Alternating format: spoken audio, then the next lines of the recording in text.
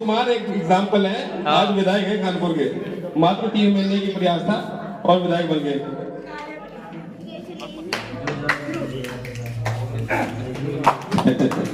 धन्यवाद।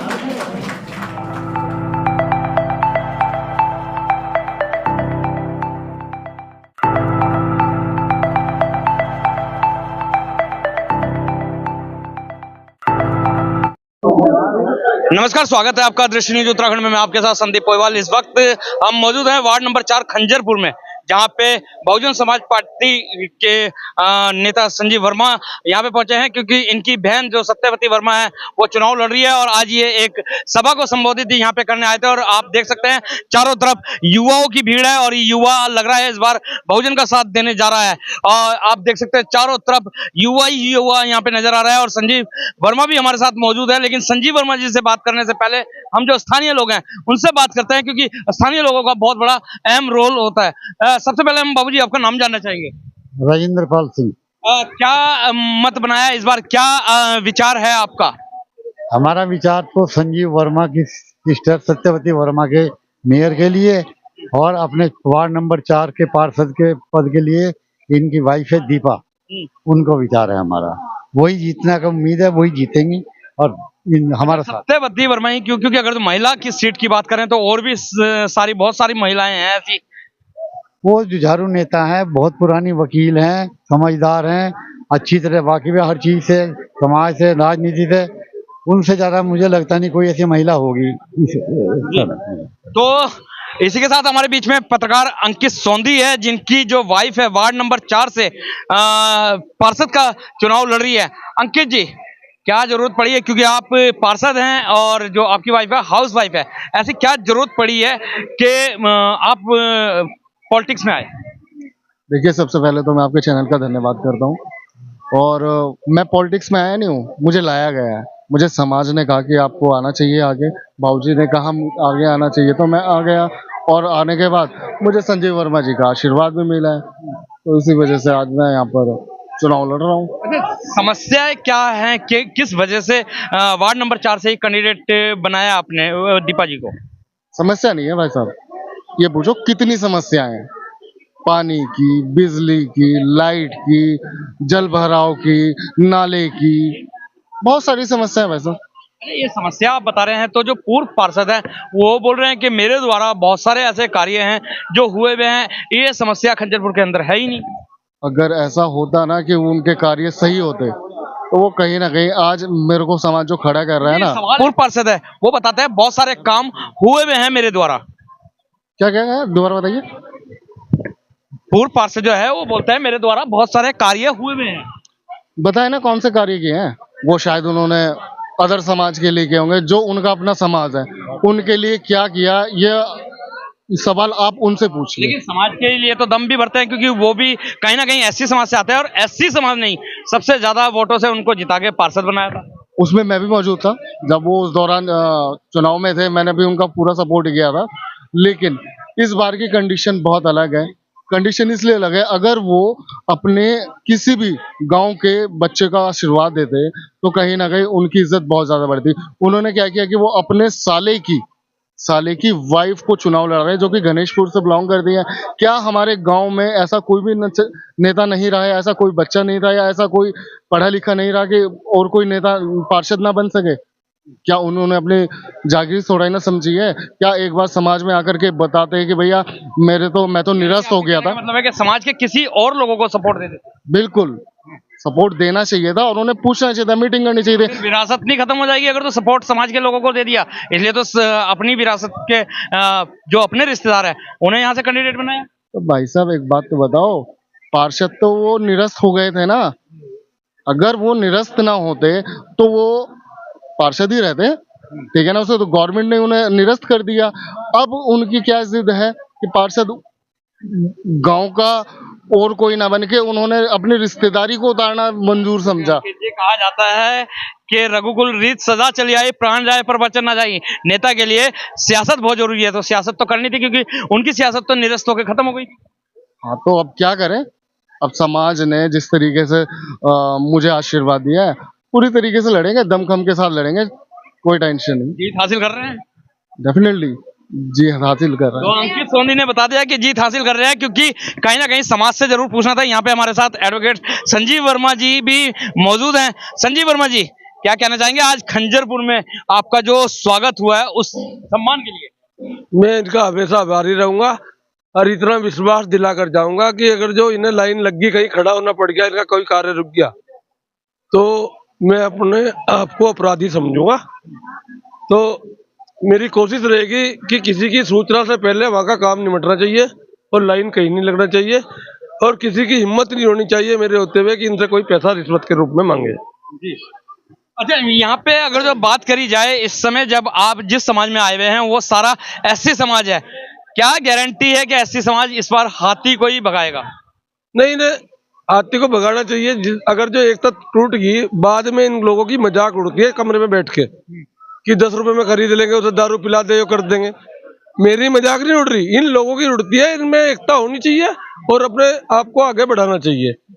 आखिर अपना मारता है तो छांव में गिरता है, एक कहावत है, और उस कहावत को ध्यान में रखते हुए इन्हें अपने समाज को आगे बढ़ाना चाहिए। जी। और अगर समाज की बात करें तो एससी समाज इस बार बहुत ज्यादा जागरूक है। ऐसे में क्या दांत खट्टे होने वाले हैं और प्रत्याशी होंगे? मेरे ख्याल में शायद सोते भी नहीं होंगे। कुछ इनका साथ और मेरा इरादा उन्हें पता है और मेरी आदत का भी पता है, तो टेंशन में वे है। मैं तो मस्ती से घूम रहा हूँ। रात को 12 बजे भी अकेला गाड़ी चल के अगर जो किसी ने पुकारा तो चला जाता हूँ। अच्छा संजीव वर्मा जी, बहुत सारे नेता है चुनाव के टाइम को बहुत पीक टाइम मानते हैं, किसी के लिए भी कटास नहीं करते, प्रहार नहीं करते, लेकिन एक अकेले आप हर एक किसी के लिए कटास करते हो, इसके पीछे क्या कारण है? ऐसा है, जितनी गहराई से मैंने देखा है वो आपको भी पता है। वो कचहरी है, वहाँ हर चीज का असली पता लगता है, असली रूप वहीं पता लगता है। डॉक्टर से, वकील से कोई चीज छिपी हुई नहीं होती। तो मैं एक अधिवक्ता हूँ, इसलिए मुझे सब पता है कहाँ क्या हो रहा है। रही बात यो कि नेता कितने में बिक जाते हैं, वो सबको पता है। और मेरी पहचान इस रूप में है हरिद्वार जिले में कि संजीव वर्मा को कोई खरीद नहीं सकता। तो मैं अपनी पहचान पे आज भी अड़ी हूँ। नहीं तो कांग्रेस के 2 प्रत्याशी न उतरे, अब उसमें बिका कौन कौन वो आपको भी पता है। हो सकता है जिला अध्यक्ष ने ऐसी सिचुएशन पैदा कर दी हो पैसे लेके कि बीजेपी को जिता दिया हो।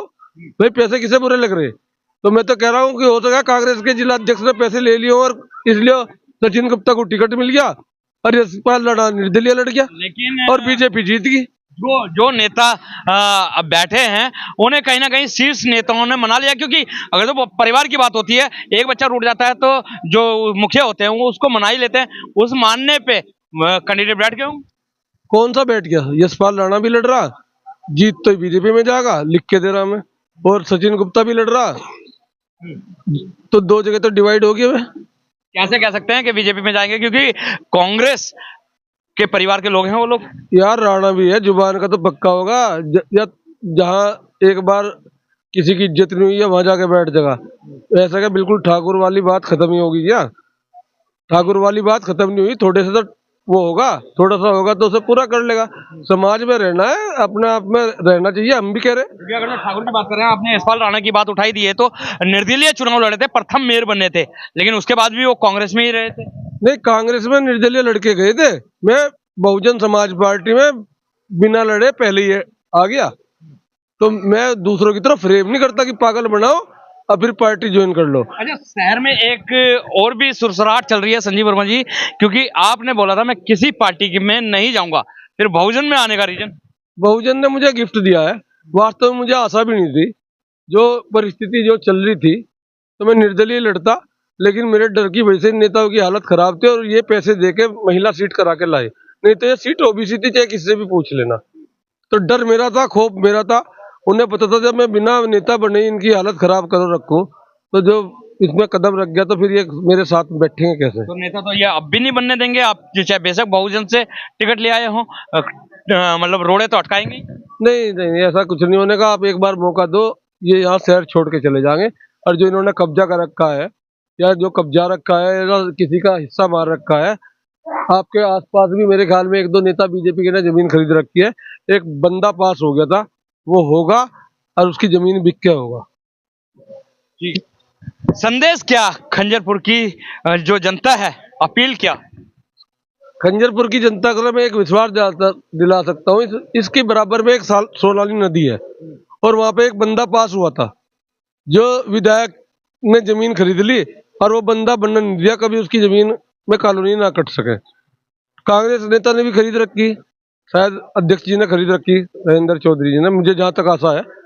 मैं तो प्रॉपर्टी डीलर नहीं हूँ, शायद दोनों के दोनों प्रॉपर्टी डीलर। मैं तो समझौते कराता हूँ, जहाँ कोई कब्जा कर ले उसे छुड़ाता हूँ, मैं उसमें हिस्सा नहीं रखता विधायक जी की तरह कि पहले सीज करा दो या टेंशन दे दो और फिर हिस्सा बांध लो। लेकिन अगर जो आप बार बार विधायक जी को कह रहे हैं, बात उठी गई है, तो विधायक के आसपास वाले हैं उनका तो नाम आया, लेकिन आज तक विधायक का नाम किसी भी प्रॉपर्टी में नहीं आया। कौन सी में नहीं आया? मैंने गिनवा नहीं जो सारा वाली में उसके 5 आदमी जेल में गिर रख के मुझे पैसों की ऑफर भी दे रहा हुआ, उनका माफ कर दे, फैसला कर ले।